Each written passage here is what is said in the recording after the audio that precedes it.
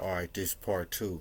Now, if you didn't see part one, I pretty much was breaking down what is a public defender, aka public pretender, and what is their primary function, and more importantly, how not to get took advantage of or railroaded if the unfortunate event you happen to be fighting a case and can't afford a lawyer. So, where was I? Oh yeah, it really don't even matter.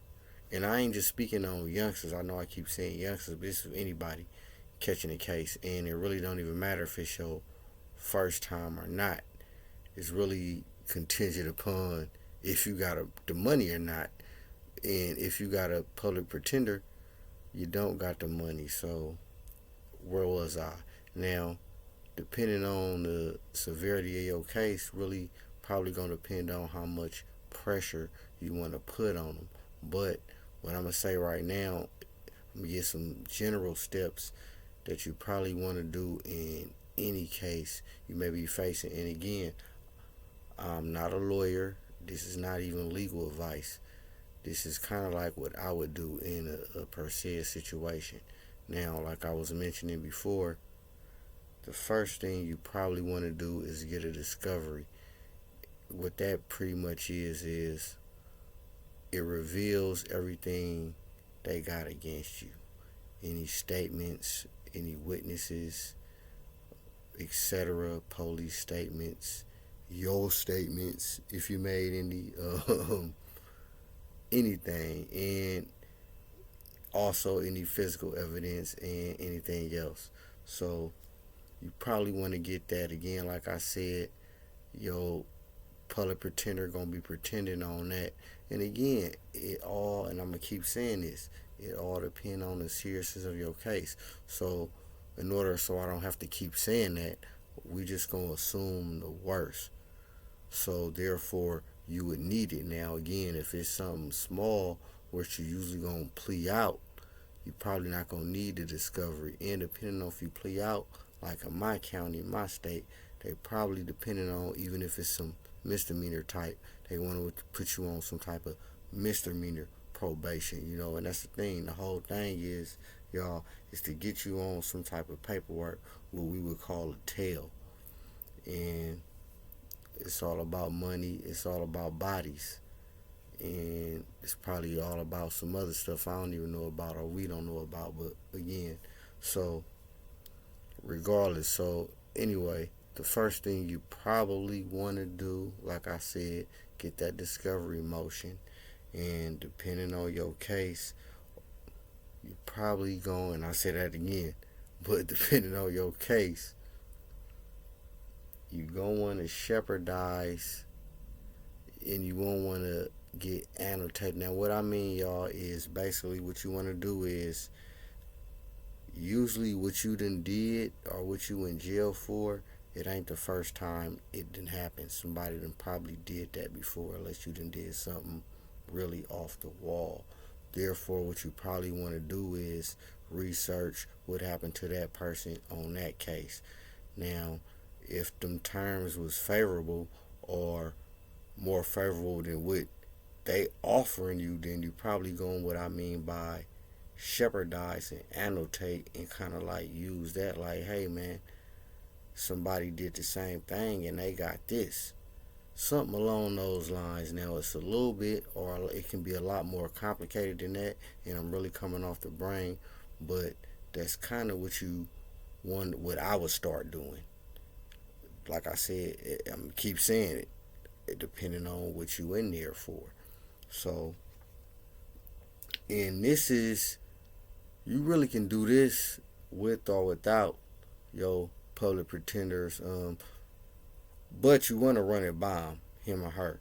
Like, hey man, do this, do that. And they probably going, like I said, give you some drag. They're going to pretend on you, especially if you in custody. Definitely, they going to pretend on you. If you ain't in custody, then you can hit that law library and won't. And certain motions, if need be, you can file yourself or kind of initiate. And then that would motivate the public pretender. Like, hey, this person kind of know what they doing, so let me kind of get ahead of it. Which, like I said, they already kind of already know what they want to do. That's what I mean by getting ahead of it. So in that case, you kind of want to, like I said, I kind of hitting on earlier, you want to force them into a stalemate on your case. And again, all depending on the case and all depending on what you trying to do. If you fighting the case, it's gonna be a little different than that. But I'm just giving general what I would do, advice on dealing with the public pretender, especially, and not even necessarily your first timer, but just when I mean your first, how should I put it? Your first, I don't know, your first on that particular case. It can be your 100 case or your first case, but on your first few, court dates, in a minute, once you get arraigned and all that, and you get assigned a public pretender or whatnot, these are the things you want to start doing. You want to start asking for. You want to start prompting, as they say. And I know, again, I'm coming off the brain, but this is for people out here. I don't care who you is, whether you've been in jail or not. If you think I'm lying, go ahead and say. And I'm not a jailhouse lawyer and none of that, but I do know some dudes in jail, because you do got jailhouse lawyers, people who know you talking to, who don't know what they talking about, who you may run into in a bullpen, but you may run into somebody who do know what they're talking about. But I'm talking about real law library scholars. But anyway, fuck all that. And again, another thing, let me backtrack. That's also kind of like a catch-22 as far as in small, lightweight cases where it's not really necessary to fight it. You kind of plea out or adjudicate it out, and you get put on some type of misdemeanor probation, and that's the catch-22 because, yeah, the case is quickly settled, but they want to gonna put a tail on you. Now, depending on what's going on, like I mentioned earlier, if you in custody, they really gonna be bullshitting with you. So, I mean, you can just say, fuck it, man, I'm gonna max out and do the time and just get out, so there'll be no probation attached. Because that's another thing, that's a funny thing in my county for a while. I don't even know if they still doing it.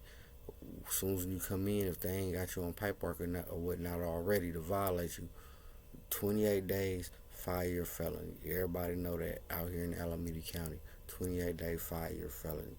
Hurry up and get that tail on you. And you can be on parole and probation, which is funny, and I probably mentioned that earlier, but yeah, you can be on parole and probation.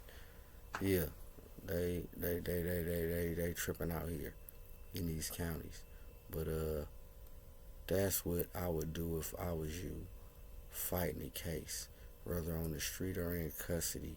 The first thing I would do again is get a discovery motion and go from there. Once you know what you up against, then you probably want to start referencing previous cases like yours to see what the outcome was, and any outcomes that you see that's more favorable than the outcome they're offering you, you may or may not can use that as leverage to beat that case.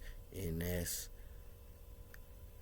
kind of like shepherdizing, and then you looking for like annotated. So in the law library you can go to annotated, and that's basically like summarizing cases all over.